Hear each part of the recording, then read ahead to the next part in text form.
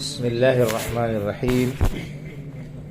الحمد لله رب العالمين، والصلاة والسلام على أشرف الأنبياء والمرسلين نبينا محمد وعلى آله وصحبه أجمعين، أما بعد. فأعوذ بالله من الشيطان الرجيم. بسم الله الرحمن الرحيم. يا أيها الذين آمنوا ادخلوا في السلم كافة رب اشرح لي صدري ويسر لي أمري واحلل عقدة من لساني يفقه قولي. سبحانك لا علم لنا إلا ما علمتنا إنك أنت العليم الحكيم. بھائیو اور بزرگوں، خواتین اسلام، پردہ نشین ماں اور بہنوں،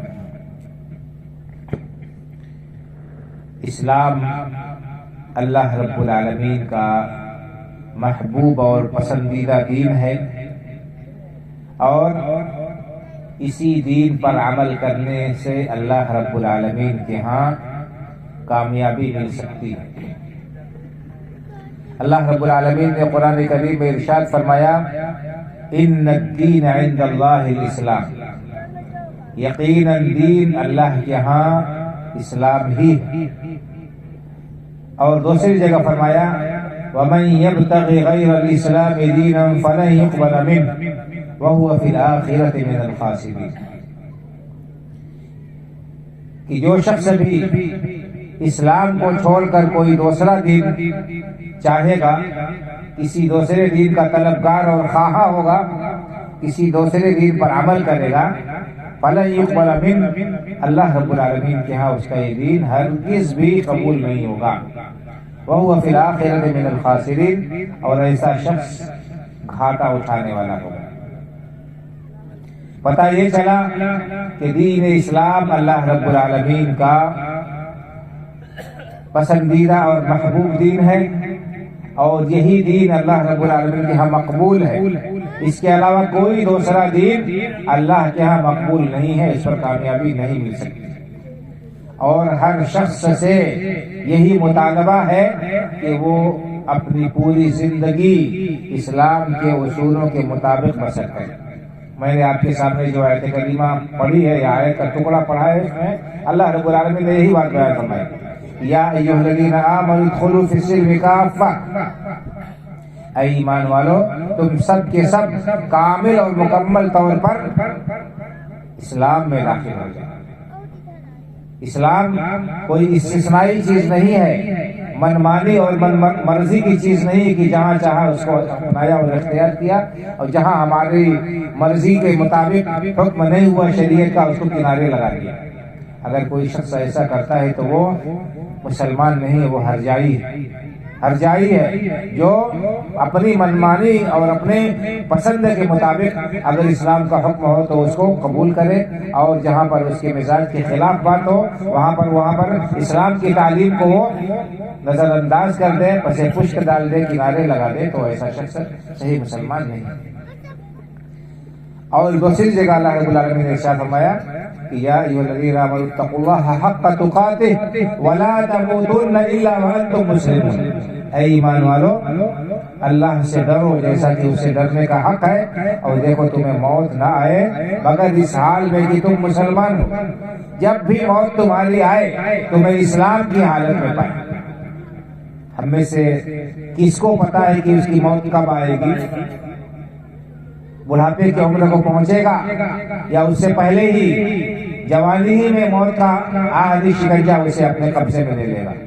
نوجوان، جوان، ادھیڑ، بوڑھے سب موت کا جام چکھتے ہیں۔ ہم دیکھتے ہیں آئے دن ہمارے گرد و پیش میں میت اٹھتی ہے، ہم غافل ہیں۔ اللہ نے فرمایا کہ وَلَا تَمُوتُنَّ إِلَّا وَأَنْتُمْ مُسْلِمُونَ، تمہیں موت نہ آئے مگر اس حال میں کہ تم مسلمان ہو۔ سوتے ہوئے، جاگتے ہوئے، اور کوئی بھی کام کرتے ہوئے تمہیں یہ مد نظر رکھنا ہے کہ اللہ کی مرضی کیا ہے، اللہ کا حکم کیا ہے، اللہ کے رسول صلی اللہ علیہ وسلم نے یہ کام کرنے کا ہمیں حکم دیا ہے، کس طرح سے اس کے مطابق عمل کریں گے تو ہمارا سونا جاگنا، اٹھنا بیٹھنا، کھانا پینا سب کچھ عبادت ہو جائے گا اور سب پر اللہ کے ہمیں اجر و ثواب ملے گا۔ صرف نیت درست کرنے کی بات ہے، صرف اس بات کا خیال کرنے کی ضرورت ہے کہ اللہ کے رسول صلی اللہ علیہ وسلم نے یہ کام کیسے کیا۔ بعض لوگوں نے کہا ہے بڑی اچھی بات کہی، کہا ہے کہ اپنی ہر عادت کو عبادت بنا لو، اپنی ہر عادت کو عبادت بنا لو۔ کیسے ہر عادت کو عبادت بنا لو؟ اس طرح سے کہ یہ دیکھو کہ یہ کام اللہ کے رسول صلی اللہ علیہ وسلم نے کیسے کیا، اسی کے مطابق کرو۔ کھانا کھانا ہے، کپڑا پہننا ہے، نہانا دھونا ہے، قضاء حاجت کرنا ہے، سارے کاموں میں یہ دیکھو کہ اللہ کے رسول صلی اللہ علیہ وسلم کا کیا معمول تھا، آپ کی کیا تعلیم تھی، آپ کا کیا طرز عمل اور طریقہ تھا، اسی کے مطابق کام کرو، تمہارا کام بھی ہو جائے گا اور سنت کی اتباع کا ثواب بھی مل جائے گا۔ نیت درست کرنے کی ضرورت ہے۔ اللہ کے رسول صلی اللہ علیہ وسلم کام کیسے کرتے تھے؟ ام المؤمنین عائشہ صدیقہ رضی اللہ تعالیٰ عنہا کہتے ہیں کہ کان یعجبہ التیمم فی تنعلہ وترجلہ وطہورہ وفی شأنہ کلہ، کہ نبی کریم صلی اللہ علیہ وسلم کپڑا پہننے میں، جوتا پہننے میں، کنگھی کرنے میں اور دوسرے کاموں میں داہنی طرف سے شروع کرنے کو پسند کرتے تھے۔ ظاہر سی بات ہے کہ انسان کو کپڑا بھی پہننا ہے، کھانا بھی کھانا ہے اور بالوں میں کنگھی بھی کرنی ہے، قضاء حاجت کے لیے بھی جانا ہے۔ اللہ کے رسول صلی اللہ علیہ وسلم نے کیا کیا ہے سب کچھ کتابوں میں موجود ہے، علماء کرام نے لکھ دیا ہے۔ یہود نے صحابہ کرام رضی اللہ تعالیٰ عنہ مجمعین کو تانا دیا، کہا کہ تمہارے نبی تو تم کو چھوٹی چھوٹی بات بھی بتاتے ہیں، بتاؤ تم کو استنجا کا طریقہ بھی بتاتے ہیں، یہ بتاؤ طرز کے کہا تھا۔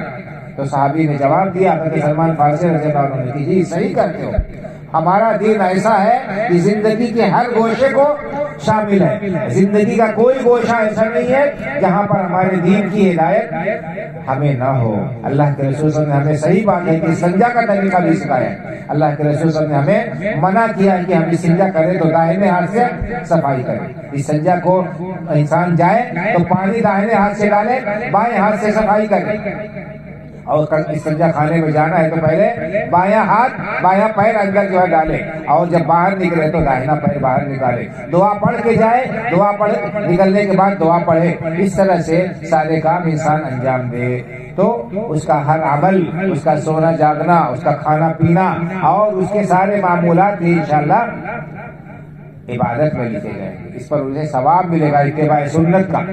ایک صحابی کا قول ہے، وہ کہتے ہیں کہ انی لاحتسب نومتی کما احتسب قومتی، میں سوتا ہوں تو سونے میں بھی میں اللہ سے اجر کی امید رکھتا ہوں کہ میرے سونے پر بھی اللہ تعالیٰ مجھے ثواب دے گا۔ کیسے؟ اس لیے کہ یہ نیت کر کے سوتا ہوں کہ مجھے اللہ کی عبادت کے لیے طاقت اور چستی حاصل ہو۔ انسان کا جسم تھک جاتا ہے اور اسے آرام کی ضرورت پڑتی ہے، اس نیت سے انسان سوئے بستر پر جائے کہ اللہ کی عبادت اور بندگی کے لیے مجھے قوت حاصل ہو، میں چاقو چوبند ہو کر اٹھوں، اللہ کی عبادت کر سکوں، اللہ کے دین پر عمل کر سکوں، اللہ کے دین کو میں نافذ کر سکوں۔ اس نیت سے سونے پر بھی انشاءاللہ اسے بھی اس کی نیت بھی ثواب میں لکھی جائے گی اور اس پر اسے اجر و ثواب ملے گا۔ المہم کہنے کا مطلب ہے بھائی اور بزرگوں کہ اسلام پر جینا اور اسلام پر مرنا یہ ہمارے لیے لازمی اور ضروری ہے، اور اسلام یہ صرف چند ظاہری رسم و رواج کا نام نہیں ہے، اسلام پوری زندگی کے ہر گوڑ، ہر موڑ، ہر گوشے کو محیط ہے اس کی تعلیمات۔ اسلام نے ہمیں عقیدہ بتایا کہ ہمارا عقیدہ ایک مسلمان کا کیسا ہونا چاہیے، اس کی عبادت کیسے ہونی چاہیے، اس کے معاملات کیسے ہونے چاہیے، اس کے اپنے گھر والوں کے ساتھ کیسے معاملات ہونے چاہیے، اس کے پڑوسیوں کے ساتھ کیسے اس کا برتاؤ ہونا چاہیے، اپنوں کے ساتھ اس کا تعلق کیسے ہونا چاہیے، غیروں کے ساتھ اس کا تعلق کیسا ہونا چاہیے، سب کچھ بتا دیا گیا ہے قرآن کریم کے اندر، احادیث مبارکہ کے اندر۔ آج ہمارے اندر یہ غلط فہمی پائی جاتی ہے، یا بہت سے لوگ یہ سمجھتے ہیں کہ نماز روزہ تک بس اسلام محدود ہے. آدمی نماز پڑھ لے مسجد میں جا کر, رمضان کا روزہ رکھ لے اور باقی چند کام کر لے, ہو گیا, اور اس کے بعد وہ آزاد ہے. بھائی اور بزرگوں, ایسی بات نہیں ہے, ایسی بات نہیں ہے کہ اسلام صرف مسجد تک محدود ہے اور مسجد کے باہر ہم آزاد ہیں. نہیں, بلکہ جیسا کہ میں نے کہا کہ زندگی کے ہر موڑ اور ہر گوشے کو اسلامی تعلیمات احاطہ کرتی ہیں, اور ان پر عمل کرنا ہمارے لیے دنیا اور آخرت کی کامیابی کی ضمانت ہے. ایک آدمی اگر اس کا ایمان صحیح نہیں, اس کا عقیدہ درست نہیں, اس کے اخلاق صحیح نہیں, اس کے اعمال سنت کے مطابق نہیں, تو اسلام اور مسلمان گھرانے میں پیدا ہو جانا اس کے لیے مفید نہیں ہوگا, اس کے لیے کامیابی کی یہ ضمانت نہیں ہے. آپ قرآن کریم کا مطالعہ کریں, آپ حدیث مبارکہ کا مطالعہ کریں, تو آپ کے لیے یہ چیز بہت کھل کر واضح طور پر سامنے آ جائے گی. اللہ رب العالمین نے قرآن کریم کے اندر انبیاء کرام علیہ السلام کے رشتہ داروں کا بھی تذکرہ کیا اور ان کی زندگی کو پیش کیا ہے ہمارے سامنے, ان کے انجام کو پیش کیا ہے تاکہ ہم عبرت اور نصیحت حاصل کریں. آپ کو معلوم ہے کہ اللہ کے سب سے برگزیدہ اور محبوب لوگ کون ہوتے ہیں؟ انبیاء کرام علیہ الصلوۃ والتسلیم. انبیاء کرام علیہ الصلوۃ والتسلیم اس روئے زمین پر, اس کائنات میں اللہ کے سب سے محبوب اور سب سے برگزیدہ بندے ہوتے ہیں. ان کا مقام اور مرتبہ بہت ہی بلند ہے. لیکن اگر کوئی شخص کسی نبی کے خاندان سے ہو, اس کا بالکل قریب ترین رشتہ دار ہو, اس کا ایمان صحیح نہیں, اس کا عقیدہ صحیح نہیں, اس کا عمل درست نہیں, تو اللہ رب العالمین کے ہاں یہ رشتہ داری اس کے کام نہیں آئے گی, اور یہ تعلق اس کو اللہ رب العالمین کے عذاب سے نہیں بچا سکتا. اللہ رب العالمین نے قرآن کریم کے اندر 2 پیغمبروں کی بیویوں کا تذکرہ کیا ہے. آپ 28واں پارہ اٹھائیے, سورہ تحریم, آخری رکوع. اللہ رب العالمین نے کیا فرمایا؟ اعوذ باللہ من الشیطان الرجیم. ضرب اللہ مثلا للذین کفروا امرأة نوح وامرأة لوط كانتا تحت عبدین من عبادنا صالحین فخانتاہما فلم یغنیا عنہما من اللہ شیئا وقیل ادخلا النار مع الداخلین. اللہ رب العالمین نے کافروں کے لیے حضرت نوح اور حضرت لوط علیہ السلام کی بیویوں کی مثال پیش کی. حضرت نوح علیہ السلام حضرت آدم علیہ السلام کے بعد پہلے رسول تھے, اور حضرت لوط علیہ السلام یہ بھی بڑے جلیل القدر پیغمبر حضرت ابراہیم علیہ السلام کے بھتیجے تھے. اللہ نے فرمایا کہ کافروں کے لیے اللہ تعالیٰ نے ان دونوں بزرگ ہستیوں, اللہ جلیل القدر پیغمبروں کی بیویوں کی مثال بیان کی. ضرب اللہ مثلا للذین کفروا امرأة نوح وامرأة لوط. حضرت نوح اور لوط علیہ السلام کی بیویوں کی مثال اللہ نے بیان کی. كانتا تحت عبدين من عبادنا صالحين فخانتاهما فلم يغنيا عنهما من الله شيئا وقيل ادخلا النار مع الداخلين. یہ دونوں عورتیں اللہ کے بہت ہی محبوب اور اللہ کے نیک بندوں کے نکاح میں تھی, پیغمبر کی بیویاں. فخانتاهما, لیکن انہوں نے اپنے شوہروں کی بات نہیں مانی, اللہ کے احکام پر عمل نہیں کیا, اور اللہ کے پیغمبر کے تابعداری اختیار نہیں کی, تو اللہ نے کیا کہا؟ فلم یغنی عنہما من اللہ شیئا. ان کی یہ رشتہ داری, ان کی یہ قرابت داری, ان کا یہ تعلق انہیں کچھ بھی فائدہ نہیں پہنچا سکا. وقیل ادخلا النار مع الداخلین, اور ان سے کہہ دیا گیا کہ تمہارا ٹھکانہ جہنم. جہنم میں جیسے دوسرے لوگ داخل ہوں گے کافر اور اللہ کے نافرمان گنہگار, اسی طرح تمہارا ٹھکانہ بھی جہنم. اللہ رب العالمین نے اسی قرآن کریم کے اندر حضرت نوح علیہ السلام کے بیٹے کا بھی تذکرہ کیا ہے, جو ایمان نہیں لایا تھا اور اپنے والد کی بات کو نہیں مانا. اللہ نے کس طرح اسے دنیا میں طوفان میں ڈبا دیا, دنیا میں بھی اللہ کے عذاب سے پکڑ سے نہیں بچ سکا اور آخرت میں بھی نہیں بچ سکتا. تو یہ ہے بھائی اور بزرگوں. اس کے علاوہ اللہ رب العالمین نے ایک بہت ہی عظیم قوم کا تذکرہ کیا. وقالوا لن يدخل الجنة إلا من كان هودا أو نصارى تلك أمانيهم قل هاتوا برهانكم إن كنتم صادقين بلى من أسلم وجهه لله وهو محسن فله أجره عند ربه ولا خوف عليهم ولا هم يحزنون.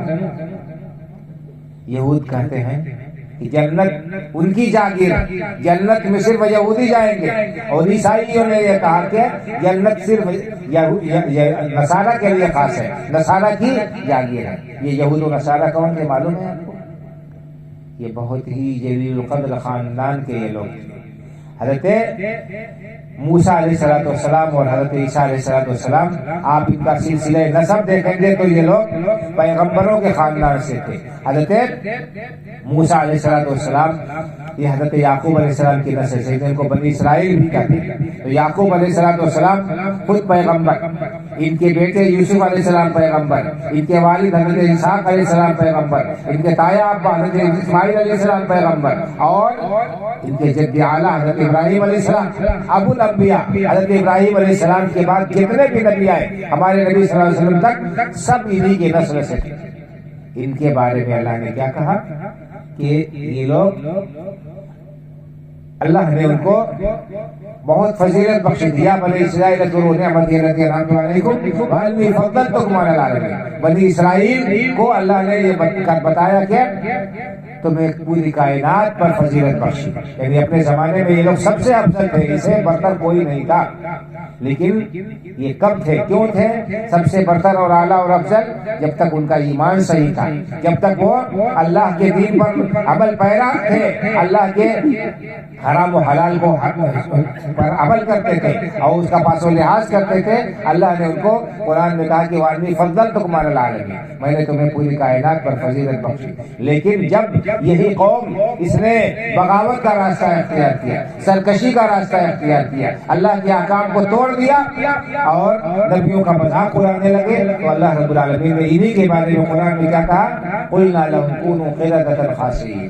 ہم نے کہا کہ تم ذلیل و خوار بندر ہو جاؤ.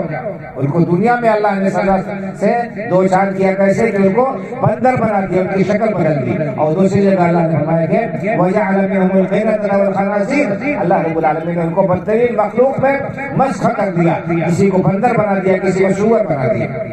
تو ذرا سوچیں بھائی اور بہنوں، خاندانی طور پر بنی اسرائیل کتنے اعلیٰ خاندان کے تھے، پیغمبروں کی نسل سے تھے، اور اللہ رب العالمین نے ان کے اوپر تاج رکھا تھا فضیلت کا کہ اپنے زمانے کے سب سے افضل وہ تھے. لیکن جب انہوں نے اللہ کے دین کو چھوڑ دیا، اسلام سے بغاوت اختیار کر لی، اللہ کے دین کو انہوں نے پس پشت ڈال دیا، تو اللہ نے قرآن میں بیان کیا. اس سب بیان کرنے کا مقصد یہ ہے بھائی اور بزرگوں کہ ہم صرف زبانی دعویٰ کر لیں کہ ہم مسلمان ہیں، اللہ رب العالمین کے سے کام چلنے والا نہیں ہے. جب تک ہمارا ایمان صحیح نہیں ہوگا، جب تک ہمارا عقیدہ درست نہیں ہوگا، جب تک ہم اللہ کے احکام پر عمل پیرا نہیں ہوں گے، ہمارے اندر وہ صحیح صفات نہیں آئیں گی جو اللہ رب العالمین کو مطلوب ہے، جو اللہ کے رسول صلی اللہ علیہ وسلم کو مطلوب ہے، اس وقت تک ہمارا ایمان کا یہ دعویٰ صرف زبانی دعویٰ ہوگا اور اللہ رب العالمین کے ہاں ہم کامیاب نہیں ہو سکتے ہیں. یہ ہمارے ذہن میں بات بیٹھ جانی چاہیے. کسی غلط فہمی کا شکار نہیں ہونا چاہیے ہمیں کہ ہم یہ سوچ لیں کہ ہم تو فلاں ہیں، ہم تو فلاں ہیں اور ہمارا بیڑا پار. اس طرح سے بیڑا پار ہونے والا نہیں ہے بھائی اور بھائیوں. اگر بیڑا پار ہو جاتا صرف دعویٰ کرنے سے، تو یہ انبیاء کرام علیہ السلام کے گھر والے، ان کے خاندان والے، ان کے بیوی بچے اور ان کے اور دوسرے اعزاء و اقارب، یہ اللہ رب العالمین کے ہاں کامیاب ہو جاتے اور ان کے لیے جنت ہوتی. لیکن اللہ نے بتایا کہ سب کے سب جہنم میں جائیں گے. یہ قرآن کا بیان ہے، میں اپنی طرف سے نہیں کہہ رہا. افسوس یہ ہے کہ ہم قرآن پڑھتے نہیں، سمجھتے نہیں. اس کے اندر اللہ رب العالمین نے جن قوموں کے، جن لوگوں کے حالات و واقعات بیان کیے ہیں عبرت اور نصیحت کے لیے، ہم ان سے عبرت اور نصیحت حاصل نہیں کرتے ہیں. ہم غلط فہمی کا شکار ہیں اپنے لا علمی کی وجہ سے اور نادانی کی وجہ سے. ہم نے یہ سمجھ رکھا ہے کہ ہمارا صرف دعوی اسلام یہ کافی ہے اور ہمیں مزید کچھ کرنے کی ضرورت نہیں ہے. تو اس غلط فہمی سے ہمیں نکلنا ہوگا بھائی اور بزرگوں اور عمل کرنا ہوگا. ایک مسلمان کے اندر کیا صفات ہونی چاہیے، اس کا بیان قرآن کریم کے اندر، احادیث مبارکہ کے اندر بڑی تفصیل سے آیا ہے. میں سب تو نہیں بیان کر سکتا، چند باتیں آپ کے سامنے بیان کر دینا چاہتا ہوں کہ ایک مسلمان کے اندر کیا صفات ہونی چاہیے، کیسا اس کا اخلاق ہونا چاہیے، کیسا اس کا کردار ہونا چاہیے، کیسا اس کا لوگوں کے ساتھ تعلق ہونا چاہیے. اللہ کے رسول صلی اللہ علیہ وسلم نے ارشاد فرمایا المسلم من سلم المسلمون من لسانه ويده. سب سے پہلے تو بتایا کہ اسلام ایمان اور عقیدے کی درستگی کا سب سے پہلے مطالبہ کرتا ہے. کہ ایمان صحیح ہو، عقیدہ درست ہو، انسان اللہ کی توحید کو اپنائے اور اختیار کرے، اکیلے اللہ رب العالمین کو خالق و مالک، حاجت روا اور مشکل کشا سمجھے، اکیلے اللہ رب العالمین کی عبادت اور بندگی کرے، عبادت کے چھوٹے بڑے تمام کام صرف اور صرف اللہ رب العالمین کے لیے ہونے چاہیے، اللہ کے علاوہ کسی کے لیے بھی عبادت کا کوئی چھوٹا سے چھوٹا عمل بھی جائز اور درست نہیں ہوگا۔ اگر کوئی شخص اللہ کو چھوڑ کر کسی کو حاجت روا اور مشکل کشا سمجھتا ہے، اللہ کے علاوہ کسی کی اور کی عبادت کرتا ہے اور اس کو مصیبتوں میں پکارتا ہے، یہ سمجھتا ہے کہ وہی فریاد رس ہے اور وہی ہماری مصیبتیں دور کر سکتا ہے، پریشانیاں ٹال سکتا ہے، یہی شرک ہے بھائی اور بزرگوں، اور اس طرح کا عقیدہ رکھنا انسان کے لیے مہلک ہے۔ تو ایمان اور عقیدہ درست ہونا چاہیے، عمل صحیح ہونا چاہیے اور معاملات درست ہونے چاہیے، معاملات درست ہونے چاہیے۔ اللہ کے رسول صلی اللہ علیہ وسلم نے مسلمان کی نشانی بتائی ہے کہ المسلم من سلم المسلمون من لسانه ويده، صحیح مسلمان وہ ہے جس کی زبان سے اور جس کے ہاتھ سے دوسرے مسلمان محفوظ رہے۔ مسلمان کون ہے؟ جس کی زبان سے اور جس کے ہاتھ سے دوسرے مسلمان محفوظ رہے۔ آج ہم ذرا اپنے گریبان میں جھانک کر دیکھیں کہ کیا ہماری زبان سے اور ہمارے ہاتھ سے دوسرے لوگ ہمارے بھائی محفوظ ہیں؟ کیا ہم کسی کے اوپر دست درازی تو نہیں کر رہے؟ کیا ہم کسی کی عزت و آبرو پامال تو نہیں کر رہے؟ کیا ہم کسی کے اوپر جھوٹا الزام تو نہیں لگا رہے؟ کیا کسی کی زمین و جائیداد تو ہم نہیں ہڑپ رہے ہیں؟ کسی کے مال پر ناجائز قبضہ تو نہیں کر رہے؟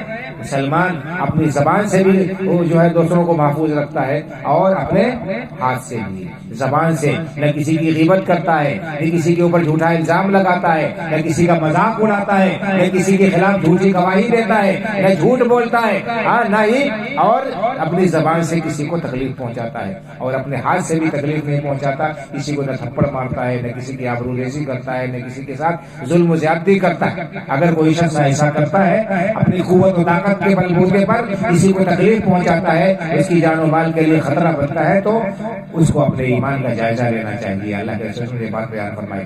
دوسرے آپ نے کیا فرمایا؟ ایک وقت قسم کھائی، واللہ لا یؤمن، واللہ لا یؤمن، واللہ لا یؤمن، قسم ہے اللہ کی کہ وہ شخص مومن نہیں ہو سکتا، وہ شخص مومن نہیں ہو سکتا، وہ شخص مومن نہیں ہو سکتا۔ لوگوں نے پوچھا کون؟ آپ نے فرمایا من لا یأمن جارہ بوائقہ، وہ شخص مومن نہیں ہو سکتا چاہے جتنا لمبا چوڑا دعویٰ کرے، اس کے پڑوسی اس کی شرارتوں سے، اس کی بدماشیوں سے محفوظ نہ رہے۔ جو اپنے پڑوسی کو ستاتا ہے، اپنے پڑوسی کو اذیت پہنچاتا ہے، اس کی جان و مال اور عزت و آبرو کے در پہ رہتا ہے، وہ مومن نہیں ہے۔ اللہ کے رسول نے 3 بار قسم کھائی اور پڑوسی کے حقوق بہت زیادہ تاکید کے ساتھ آپ نے بیان فرمائے ہیں۔ وقت نہیں ہے کہ ان سب پر تفصیلی گفتگو کی جائے، صرف مسلمان کی چند صفات میں آپ کے سامنے بیان کرنا چاہتا ہوں جو ایک مسلمان کے لیے لازمی اور ضروری ہے۔ لیکن افسوس یہ ہے کہ ہمارے اندر دعوی ایمانی کے باوجود، اسلام کا دعویٰ ہونے کے باوجود یہ صفات بہت کم پائی جاتی ہیں، دن بدن کم ہوتی جا رہی ہیں۔ تو ہمیں چاہیے کہ ہم اپنی ان صفات کو جو اللہ کے رسول صلی اللہ علیہ وسلم نے ایک مسلمان کی بیان کی ہے، ان کو اپنے اندر ہم پیدا کریں۔ اللہ کے رسول صلی اللہ علیہ وسلم نے ایک اور نشانی بتائی ہے مسلمان کی کہ اس کی زبان سے کسی کو تکلیف نہیں پہنچی۔ آپ نے فرمایا کہ من کان یؤمن باللہ والیوم الآخر فلیقل خیرا او لیصمت، جس کا ایمان اللہ پر اور آخرت کے دن پر ہو، اسے چاہیے کہ وہ بھلی بات کہے، اور اگر اس کے پاس میں بھلی بات نہیں ہے تو وہ چپ رہے۔ بھلی بات اگر ہے بولنے کے لیے تو انسان اپنی زبان کو حرکت دے، اور اگر بھلی بات نہیں ہے تو اپنی زبان پر تالا لگائے، اپنی زبان کو بے جا حرکت نہ دے۔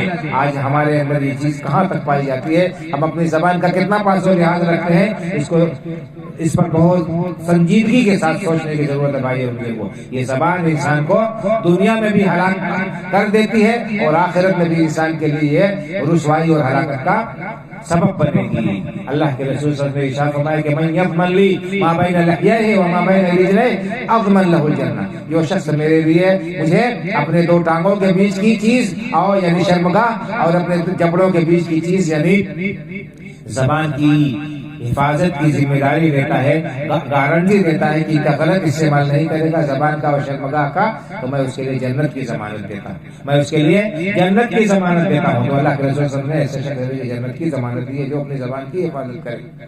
اور ایک حدیث میں متفق علیہ آپ نے ارشاد فرمایا کہ ان العبد لا يتكلم بالكلمة من رضوان الله لا يلقي لها بالا يرفع الله بها درجات، ایک انسان اللہ کے کو خوش کرنے والا ایک کلمہ اپنی زبان سے ادا کرتا ہے، اس کی اہمیت کا اسے اندازہ نہیں کہ وہ کتنا زبردست کلمہ ہے، لیکن وہ اللہ کو بہت پسند ہوتا ہے وہ کلمہ، اور اس ایک بات کی وجہ سے اللہ تعالیٰ اس کے درجات بہت بلند کر دیتے ہیں۔ وَإِنَّ الْعَبْدَ لَيَتَكَلَّمُ بِالْكَلِمَةِ مِنْ سَخَطِ اللَّهِ لَا يُلْقِي لَهَا بَالًا يَهْوِي بِهَا فِي جَهَنَّمَ أَبْعَدَ مَا بَيْنَ الْمَشْرِقِ وَالْمَغْرِبِ أَوْ كَمَا قَالَ صلی اللہ علیہ وسلم۔ آپ نے فرمایا کہ اسی طرح کہ انسان اپنی زبان سے ایک بات بول دیتا ہے، وہ بہت ہلکی سمجھتا ہے اس بات کو بہت معمولی سمجھتا ہے، اس کی اہمیت کا اسے اندازہ نہیں، لیکن وہ بات اتنی خطرناک ہوتی ہے، اتنی خطرناک وہ بات ہوتی ہے کہ اس ایک بات بولنے کی وجہ سے وہ کلمہ کفر ہوتا ہے، اللہ اتنا ناراض ہو جاتا ہے کہ اسے جہنم میں انتہائی نچلے طبقے میں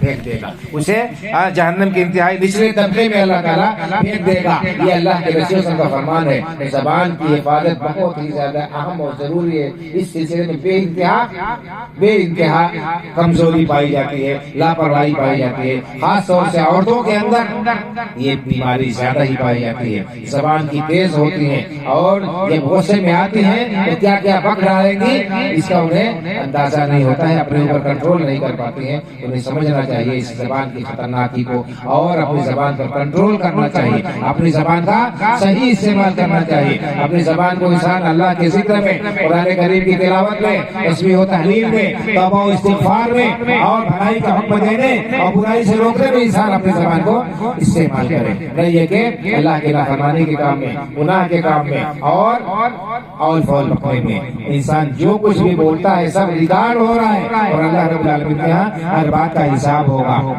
اللہ رب العالمین نے ارشاد فرمایا ما یلفظ من قول الا لدیہ رقیب عتید، انسان اپنی زبان سے جو بات بھی نکالتا ہے ایک چاق و چوبند محافظ نگراں اس کو لکھنے کے لیے تیار رہتا ہے۔ اللہ رب العالمین نے فرمایا وَإِنَّ عَلَيْكُمْ لَحَافِظِينَ كِرَامًا كَاتِبِينَ يَعْلَمُونَ مَا تَفْعَلُونَ، کہ تمہارے اوپر کرامن کاتبین معزز لکھنے والے فرشتے مقرر ہیں، اللہ نے انہیں تعینات کر دیا ہے، تم جو کچھ بھی کرتے ہو انہیں وہ ریکارڈ کرتے ہیں۔ ہاں یہ بات پہلے قرآن کریم میں بیان کی تھی، لوگ ہنسی مذاق میں اڑا دیتے تھے، نہیں مانتے تھے، لیکن آج یہ موبائل اور اس قسم کی ایجادات انہوں نے اس قرآن کی حقانیت کو واضح کر دیا۔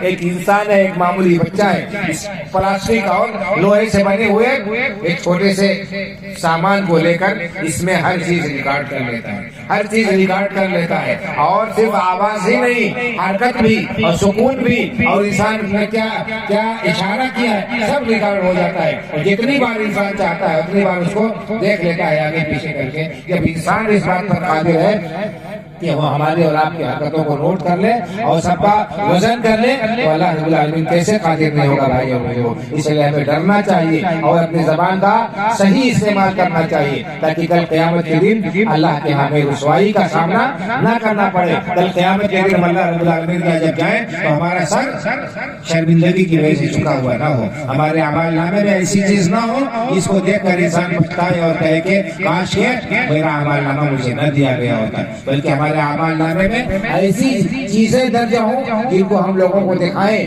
کہ آؤ مقرؤ کتابیہ، آؤ دیکھو میرا اعمال نامہ، اسے پڑھو، اس میں جو ہے میرے لیے بشارت ہے۔ تو یہ ایک مسلمان کا شیوا و شعار ہونا چاہیے، اپنی زبان کی حفاظت کرے، اپنے کانوں کی حفاظت کرے، اپنے دماغ کی حفاظت کرے، اپنی سوچ کو صحیح رکھے، اپنا عقیدہ درست رکھے، ہر چیز کے بارے میں اللہ رب العالمین کا حساب ہوگا۔ مسلمان آزاد ہے ہی نہیں، اسے ہر وقت اللہ رب العالمین کا مراقبہ اور اس کے سامنے حساب اور سوال جواب کا تصور اس کے ذہن میں ہونا چاہیے۔ اللہ رب العالمین نے جو نعمتیں دی ہیں ان نعمتوں کا ہم صحیح استعمال کریں تاکہ کل رسوائی کا سامنا نہ کرنا پڑے۔ اللہ رب العالمین نے قرآن کریم میں ارشاد فرمایا ان السمع والبصر والفؤاد كل اولئک کان عنہ مسئولا، اللہ نے تمہیں کان دیا ہے اور آنکھیں دی ہیں اور دماغ دیا ہے، یہ اتنی بڑی نعمت ہے کہ دنیا کی ساری دولت صرف کر کے ان کو خرید نہیں سکتے ہو۔ ایک انسان نابینا ہو جاتا ہے، اس کی بینائی چلی جاتی ہے، اندھا ہو جاتا ہے، لاکھوں روپے خرچ کرتا ہے لیکن پھر اس کی آنکھ کی روشنی واپس نہیں آتی،